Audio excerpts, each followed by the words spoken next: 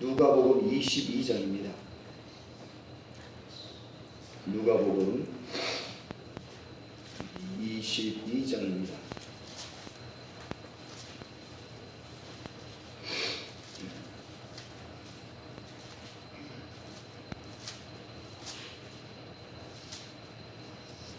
누가복음 22장 1절부터 오늘은 성경을 1절부터 39절까지 중요한 부분만을 같이 읽고 또 말씀 나누고 읽고 나누고 할 예정입니다. 우리 먼저 3절부터 6절을 같이 한번 읽고 또 말씀을 나누도록 하겠습니다. 3절입니다. 6절까지 시작. 12 중에 하나인 가룟이라 부르는 유다에게 사탄이 들어가니 이에 유다가 대제사장들과 성전 경비대장들에게 가서 예수를 넘겨줄 강도를 의논하매 그들이 기뻐하여 돈을 주기로 언약하는지라 유다가 허락하고 예수를 무리가 없을 때에 넘겨줄 기회를 찾더라. 아멘. 누가복음 22장 이 부분은요, 예수님께서 고난주간 마지막 목요일에 있었던 사건이 오늘 읽으실 이 본문에 22장에 쭉 나오고 있습니다. 예수님이 어떤 모습이 나와 있느냐, 사실 22장에 보면요, 예수님과 인간의 적나라한 모습이 그대로 나타나 있습니다. 여러분, 사람의 본성, 사람의 본심, 사람의 그 정체가 언제 나타날까요? 가장 마지막 순간에 나타나는 법입니다. 마지막 모습이, 마지막 내가 나타내는 모습이 진짜 내 모습입니다. 그 전까지는요, 내 안에 있던 것을 드러나지가 않습니다. 나도 내 자신이 어떤 모습인지를 몰라요. 그러나 정말 마지막 순간에 그때서야 비로소 내 정체가 드러나고 내 마음을 내가 알 수가 있습니다. 오늘 보십시오. 가룟 유다가, 이 사람은 예수님의 12 제자 중에 한 사람이죠. 3년 반 동안 예수님께 직접 부름을 받아서 쓰임받고 예수님과 동고동락하며 전국을 다니며 예수님이 하신 일을 본인들도, 이 가룟 유다도 직접 했습니다. 예수님이 주시는 권세, 마귀를 제어하는 권세, 또 모든 약한 것과 질병을 치료하는 권세, 그것을 가지고 가서 마귀도 제어하고 악한 영도 내쫓고 약한 사람 치료했던 사람이 가룟 유다입니다. 그러니 어떻게 알겠습니까? 가룟 유다가 예수님 배신할 것을 누가 알았겠습니까? 절대 의심 못하죠.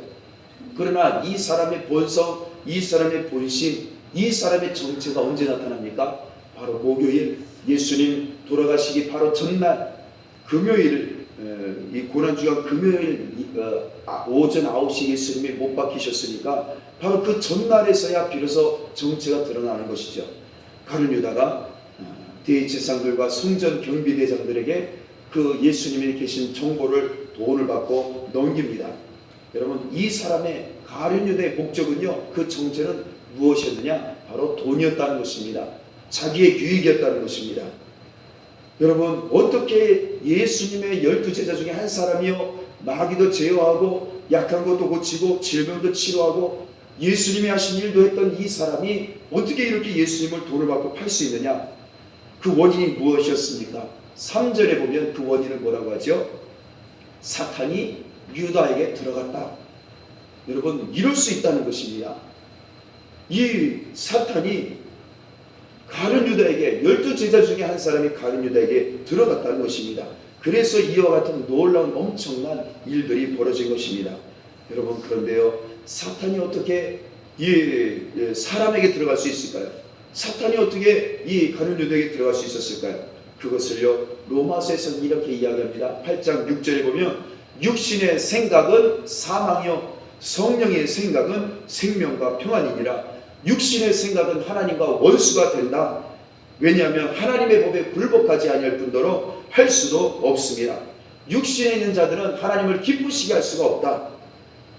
여러분, 이 사탄이 자기 마음속에 들어오도록 빌미를 제공했던 그 원인은 다름이 아니라 이 가룟 유다가 순간 육신의 생각을 했다는 거예요. 육신의 판단을 했다는 것입니다. 성령을 쫓는 생각이 아니라, 성령을 따라가는 것이 아니라 육신을 따라가는 생각에 자기의 마음을 허용했다는 것입니다. 그래서 육신의 생각을 하다 보니 육신의 생각을 따라서 이 마귀가 사탄이 가룟 유다의 마음속에 들어간 것입니다. 그러니 하나님의 성령의 생각을 할 수가 없고 성령께서 원하시는 그 생각을 하지 못하고 성령을 쫓지 못할 뿐더러 하나님을 기쁘시게 하지 못하는 생각에 그가 굴복하게 된 것입니다. 반항하게 된 것이죠. 그래서 그 결과 육신에 따르는 그런 돈을 좋아하고 세상 영광, 사람 영광을 좋아하다 보니 마귀가 그것을 빌미로 들어가게 된 것입니다. 로마서 8장 9절에는요.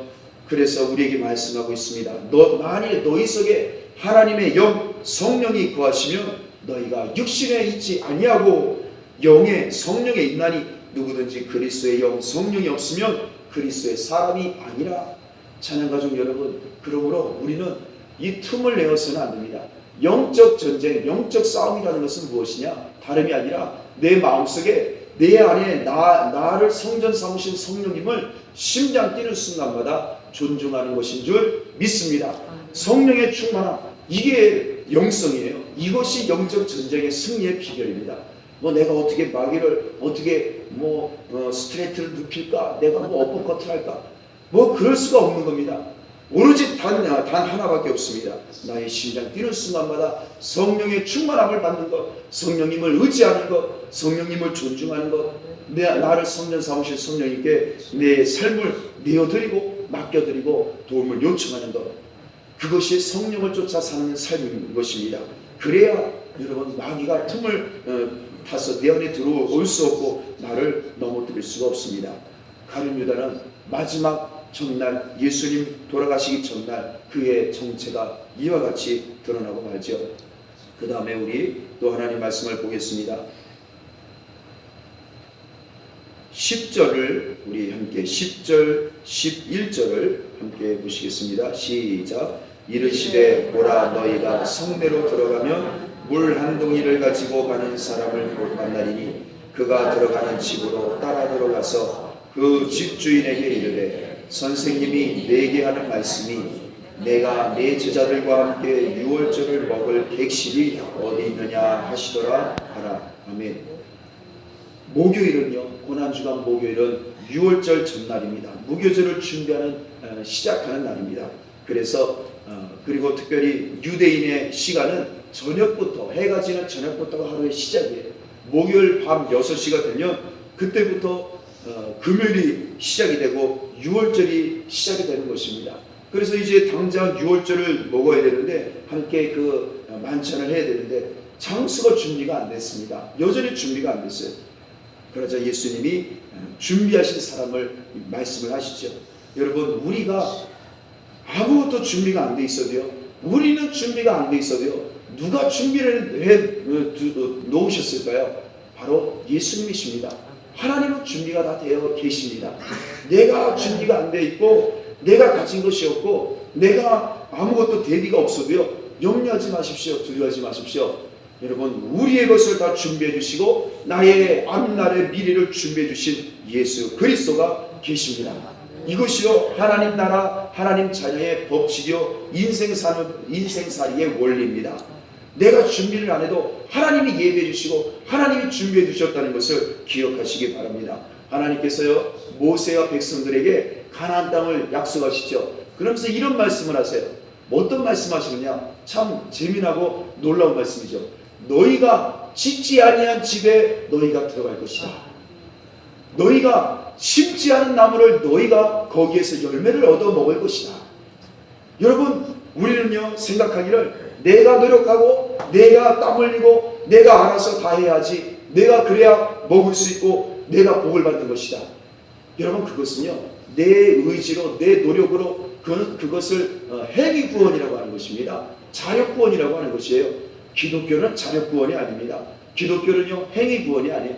내가 잘해서 구원받고 내가 잘해서 하나님 복 주시는 것이 아니에요. 내가 못해도, 내가 준비가 안 돼도 하나님이 주시는 복으로 누리고 복을 받는 것이, 이것이 기독교요 하나님 자녀가 누리는 권세인 줄 믿습니다.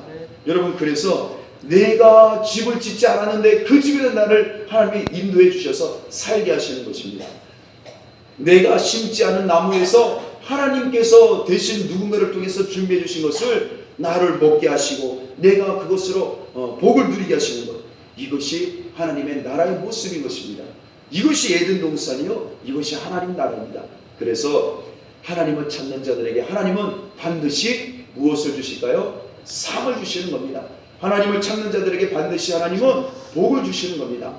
내가 준비하지 않았는데, 내가 하나님 보시기에 참으로 부끄러운 모습밖에 없는데, 그러나 하나님은 그래도 우리를 복을 주시고 생명을 주십니다.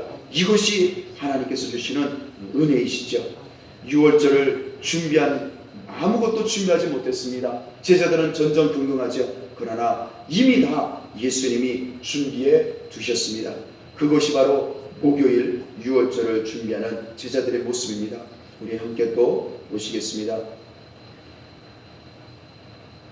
우리 19절부터 함께 보시겠습니다. 19절부터 21절까지입니다. 시작.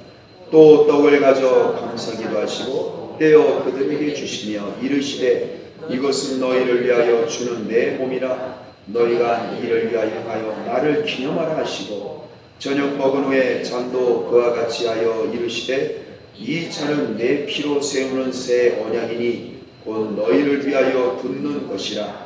그러나 보라, 나를 파는 자의 손이 나와 함께 상위에 있도다. 아멘. 여러분, 이 모습은요, 사실 우리의 모습을 말씀해 주신 것과도 다를 바가 없습니다. 예수님의 제자들 잘 아시는 바대로 예수님과 함께 먹고 마시고 마지막 유월절을 함께 나눴음에도 불구하고 몇 시간 후에는 예수님을 모두 다 배신하죠. 다 도망갑니다. 예수님이 잡히자 다 도망갑니다. 예수님 곁에 있는 제자가 없습니다. 왜 그렇습니까? 오늘 이 읽으신 19절부터 21절의 말씀에 예수님의 모습과 나의 모습이 오로 겹쳐지는 것입니다. 같이 공존하는 거예요. 예수님은 끝까지 자기 몸과 자기 피까지 아낌없이 자기 살과 피를 다 내어주시죠. 이 빵은 내가 너희를 위해 주는 내 몸이다. 예수님은요, 피와 몸까지 살까지 그냥 자기를 위해서 쓰시는 게 아닙니다. 남을 위해서 쓰시고요, 죄인들을 위해 쓰시고, 몇 시간 후에 예수님 당신을 배신할 배신자들까지도, 그 원수 같은 그 제자들까지도 그들을 위해서도 내어주시는 분이 예수 그리스도이십니다. 이분이 우리의 주인 되시며 나의 목자가 되시는 예수 그리스도이십니다. 그러나 제자들은 보십시오. 제자들은 어떻습니까? 그 예수님의 살과 피를 기념하는, 주의 만찬을 기념하는 그 제자들 가운데서도 예수님을 파는 손이 예수님에게서 그 빵과 포도주잔을 받아먹는 사람이 있다는 것입니다. 여러분, 그럼에도 불구하고 예수님은요, 한 번도 불평하거나 그를 책망하지 않습니다. 그냥 여전히 예수님의 살과 예수님의 피를 기념하는 빵과 포도주잔을 나누어 주시지요. 여러분, 우리가 신앙생활하는 것이 내가 믿음이 있는 것이요, 이거 내 믿음으로, 내 노력으로 믿음을 갖고 있다고 생각하는데 절대 그렇지 않습니다. 그것도 에베소서에 보면 하나님의 선물인 것입니다.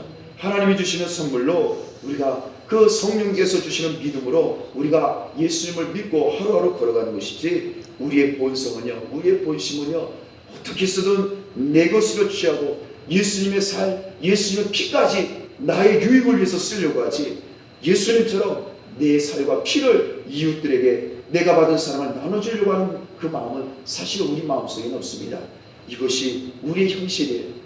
그 다음에 우리 함께 성경을 또 보겠습니다. 24절부터 27절입니다. 시작. 또 그들 사이에 그중 누가 크냐 하는 다툼이 난지라. 예수께서 이르시되 이방인의 임금들은 그들을 주관하며 그 집권자들은 은인이라 칭함을 받으나 너희는 그렇지 않을지니 너희 중에 큰 자는 젊은 자와 같고 다스리는 자는 섬기는 자와 같을지니라. 앉아서 먹는 자가 크냐 섬기는 자가 크냐. 앉아서 먹는 자가 아니냐. 그러나 나는 섬기는 자로 너희 중에 있노라. 아멘.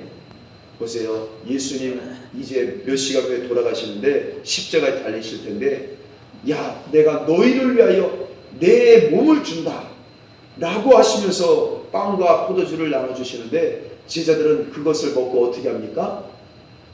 24절에 보니까요, 다툼이 생깁니다. 싸움이 벌어졌어요. 왜 그랬을까요? 네가 높냐 내가 높냐. 이제 예수님 이 예루살렘, 내일이면은 예루살렘 성전에서 예루살렘 이 나라를 정복을 하시고 혁명을 일으키실 것이다. 여전히 그 생각에 사로잡힌 겁니다. 예수님 때문에 내가 좌의정, 영의정, 우의정 하겠다. 내가 장관 자리, 국무총리 한 자리 하겠다. 이 생각을 하니까 제자들이 서로 한 자리 하려고 지금 다툼이 났습니다. 여러분, 요즘 그 모습이 뉴스에 많이 나오지 않습니까? 난리도 아니죠. 그리고 언제까지 아마 예수님 오실 때까지 이 다툼은 이 싸움은요 끝나지 않을 겁니다. 여러분 보세요. 우리 인간의 모습이 그래요. 가장 똑똑하고 가장 인격이 있고 가장 리더십이 있고 가장 우리 한국 사회의 지도자라고 또 부름을 받은 사람들이 여러분 지금 하는 일이 뭐 계속 싸우는 거예요. 그 좋은 머리를 가지고 서로 누가 높냐, 누가 한 자리 하겠느냐, 누가 빼앗고 뺏기느냐, 이런 싸움을 하고 있지 않습니까? 그런데 이 싸움이 어디에서도 있느냐? 예수님의 12 제자들에게서 있다는 것입니다. 오늘날 우리는 이런 싸움이 없을까요? 예수님을 믿는 오늘날 2000년 후에 지금 예수님을 믿는 우리에게서는 이 싸움이 없을까요? 우리도 마찬가지예요. 예수님 덕분에 내가 얼마큼 얻을 수 있을까? 예수님 덕분에 내가 어떻게 잘 될 것인가? 여러분, 사실 우리가 신앙생활하는 우리의 모습은요, 우리 본성은요, 여기에서 벗어나지 못합니다. 여러분, 예수님이 말씀하시죠. 세상 사람들은, 세상의 왕들은 서로 섬기기 위해서 섬김 받으려고 하지만 너희는 그렇지 않다. 나는 이 세상에 온 것이 무엇을 위해서 왔다고 말씀하시죠. 27절에 보니 나는 섬기는 자로 너희 중에 있노라 라고 말씀하고 계십니다. 여러분, 여기에 섬기는 자라고 하는 말이요, 집사라는 단어예요. 집사. 찬양가족 여러분, 제가 찬양교회 부임해서요, 이것을 좀 새롭게 가르쳐 드리려고 합니다. 집사라는 직분, 안수집사, 권사라는 직분, 이것이 마치 시간이 되면 자동적으로 주어져야 되고 목사님이 나를 이쁘게 보면 주시는 것이 집사라는 직분으로, 이 안수집사로 착각하시는 분들이 계세요. 한국교회가 지금 이것을 벗어나지 못합니다. 얼마나 이것이 타락한 모습인지 모릅니다. 제가 성경 공부하는데요, 우리 성도님이, 집사님이 어렸을 때 아버지가 상처받으신 일을, 그 어렸을 때 그 집사님이 수십 년 전의 일인데도 여전히 그것이 마음에, 그 어린 나이에 얼마나 상처가 되었으면 그것을 간직하는지, 아버지 어머니가 장로, 그 교회에서 장로교회에서 장로의 이제 추천을 받으셨는데 거기는 불문율이 있답니다. 장로, 권사 되려면 헌금이 정해져 있는 거예요. 그런데 어마어마한 돈이에요. 자기네 집 형편에서 너무너무 어마어마한 돈이라는 것입니다. 도저히 저것을 낼 만한 돈이 안 되는 거예요. 너무 가난해서. 그런데 장로로 안수를 받으려면 그 돈을 헌금으로 내야 되기 때문에, 그것 때문에 아버지 어머니가 그 어린 나이에도 보기에도 너무너무 그것이 간절하게 애타게 이것을 포기할까, 교회를 떠날까, 그 정도로 생각하셨다는 겁니다. 찬양가족 여러분, 안수집사, 집사, 또 권사, 이 직분이요, 여러분, 내가 무엇인가 돈을 내고 또 헌금을 해야 얻을 수 있는 그런 것일까요? 시간이 지났고 내가 봉사를 많이 하면 주어지는 것이 이 집사, 안수집사, 또 권사일까요? 여러분, 그렇지 않습니다. 여러분, 이 섬기는 것, 예수님이 우리에게 말씀하시죠. 예수님이 이 땅에 오신 목적은 나는 섬기기 위해서 왔다. 섬기는 자는 너희 중에 있는 것이다. 내가 너희들과 함께 있는 것은 다른 것이 아니라 섬기기 위해서 온 것이다. 집사가 되기 위해서 온 것이다. 이 원어는 어떤 단어냐면요, 종이 되다라는 단어입니다. 종이 되다. 여러분, 집사는 종이에요. 집사는 봉사자예요. 집사는요, 내 뜻을, 이 디아코노라는 이 단어는요, 내 뜻을 굴복시키다라는 단어입니다. 이게 집사예요. 이게 안수집사, 권사, 이게 장로입니다. 여러분, 돈을 내고 받을 수 있는 이 돈을 주고 거래하는 직분이 아닙니다. 이것은 예수님이 보여주신 직분이에요. 예수 그리스도의 직분이에요.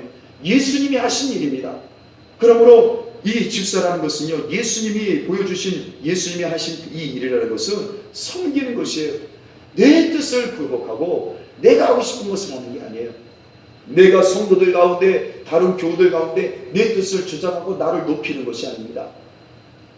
여러분, 그래서 우리 찬양교회는요, 제가 부임해서 가르치고자 하는 것은요, 바로 이겁니다. 예수님이 하시는 일, 집사라는 것은요, 집사의 직분이라는 것은 이건 뭐 시간 됐다고 목사님 주셔야 돼요. 여러분, 이러시면 안 돼요. 목사님 저 안수 집사 받을 때 됐는데 왜 안 주세요? 권사 받을 때 됐는데 왜 안 주세요? 이게 아니에요.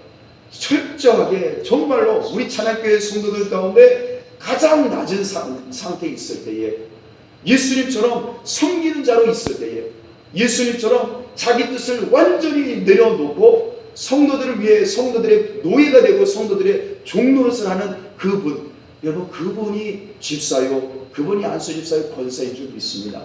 여러분, 이것이 될 때에 안수 집사, 권사, 집사의 직분을 드리는 것입니다.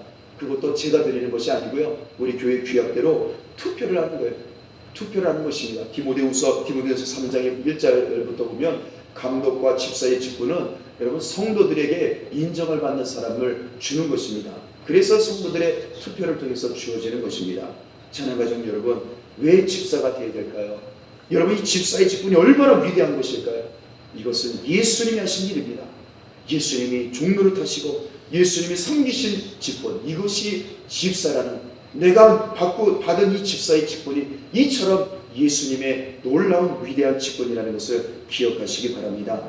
그리고 우리 마지막으로 31절부터 32절을 보도록 하겠습니다. 시작. 시몬아 시몬아 보라, 사탄이 너희를 밀가부르듯 하려고 요구하였으나 그러나 내가 너를 위하여 내 믿음이 떨어지지 않기를 기도하였노니 너는 돌이킨 후에 내 형제를 굳게 하라. 아멘.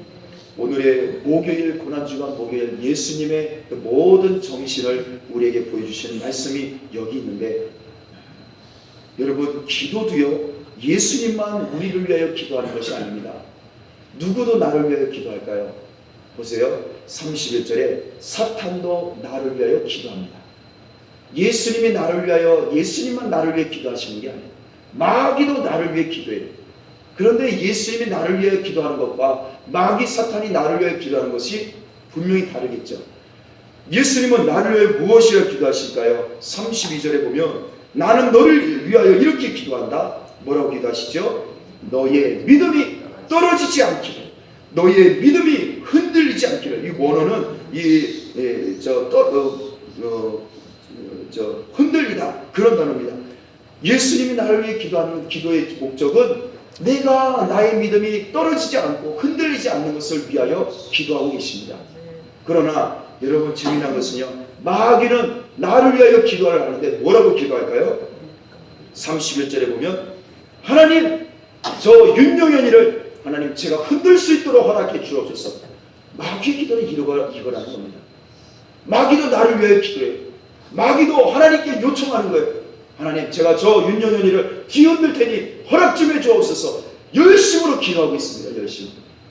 찬양가족 여러분, 그러니 여러분, 우리는 어떻게 되겠습니까? 우리는 가만히 무방비 상태로 있으면 안 되는 거예요. 평화로다 이게 아니에요. 이 영적 전쟁이라는 것은 마귀도 나를 위해 기도한다는 거예요. 하나님께 너무너무 간절히 기도한다는 거예요. 예수님만 하나님께 기도하시는 것이 아니에요. 예수님만이 기도하는 것이 아니라 마귀도 나를 위해 기도한다는 사실을 기억하시기 바랍니다. 하나님, 저 윤영현을 내가 흔들게 하나님 잠깐 1분만 좀 허락해 주옵소서. 하루만 좀 내게 맡겨 주옵소서. 욥기에 보면 1장에 보면 욥이 하나님께 간구하지 않습니까? 하나님께 기도하지 않습니까? 하나님께 애원하지 않습니까? 하나님, 저 욥을 나에게 붙여 주옵소서. 내가 한번 흔들어 보겠습니다. 여러분, 그러므로 우리는요, 이 마귀가 나를 위하여 기도한다는 사실, 그것도 나를 세우는 것이 아니라 넘어뜨리기 위하여 기도한다는 것을 우리는 기억하셔야 합니다. 그러나 감사하게도 예수님께서 나를 위하여 기도하고 계십니다. 나를 위하여 기도하시는데 나의 믿음이 흔들리지 않기를, 나의 믿음이 떨어지지 않기를 예수님이 기도하고 계신다는 사실을 우리는 감사히 여기셔야 할 줄 믿습니다. 그런데요, 놀라운 것은 나의 믿음이 떨어지지 않는 아는 다음에 어떻게 해야 될까요? 너는 돌이킨 후에 어떻게 하라? 너의 형제를 굳게 하라. 너희 형제를 도와주라는 것입니다. 너희 형제를 세워주라는 것입니다. 이웃을 사랑하라는 이 사명을 우리에게 촉구하고 계십니다. 찬양가족 여러분, 오늘은 예수님이 나를 위하여 십자가에 죽기 하루 전날입니다. 마지막, 어쩌면 자유의 시간은 오늘 목요일이 마지막입니다. 어떤 삶을 사셨는지 오늘 우리 함께 말씀을 통해 보았습니다. 제자들을 끝까지 사랑하시죠. 그러나 제자들은 끝까지 예수님을 이용해서 다투고 싸우고 예수님을 이용해 자기 것으로 삼으려고 그 욕심을 버리지 못합니다. 그러나 예수님 말씀하십니다. 그래도 나는 너희들 위하여 기도한다. 마귀가 너희들 위해서 기도하지만 나도 너희를 위하여 기도하는데 너희 믿음이 떨어지지 않기를 기도한다. 너희들이 나를 다 배신하고 세 번씩 나를 부인하고 모른다 할 것이지만 그래도 나는 너희들 믿음이 떨어지지 않기를 계속해서 기도하마. 그리고 너희들이 믿음이 생기면 너희 형제 자매들을 세워줘라. 형제 자매들을 격려하라. 일으켜 세워라. 너희 형제 자매들을 위로하러 가라 라고 명령하고 계십니다. 오늘 말씀을 생각하시면서 예수님의 그 발자취, 하나님 오늘도 나도 예수님이 하셨던 그 일, 섬기는 자의 삶을 살게 주옵소서. 나를 세우는 게 아니라 형제자매를 세우고 형제자매를 격려하고 위로하는 예수님의 그 섬기는 자의 삶, 종로로 타신 예수님의 삶, 내가 감당할 수 있도록 해달라고 오늘 말씀을 붙들고 우리 주여 3번 부르고 간절히 기도하시겠습니다. 주여, 주여, 주여. 할렐루야. 하나님 아버지 감사합니다. 예수님께서 이 땅에 오신 것은 섬김을 받으러 오신 것이 아닙니다. 섬기러 오셨습니다. 종로로 따라오셨습니다. 하나님 당신의 모든 뜻을 내어버리고 다 포기하고 오로지 죄인들을 섬기고 죄인들을 위하여 당신의 피와 당신의 살까지 다 내어주시고 내가 너희를 위하여 준다. 내가 너희를 위하여 준다. 내가 너희를 위하여 흘린다 라고 말씀하시며 모든 생각 아낌없이 피 한 방울 그 사랑점 아낌없이 다 저희에게 주셨습니다. 할렐루야 찬송합니다. 할렐루야 감사합니다. 오직 주 예수 그리스도 우리를 섬기시고 나를 섬기시고 나의 종이 되어주시고 나의 노예가 되어주셔서 나를 온전히 섬겨주시고 나를 살려주시고 나를 살려주시고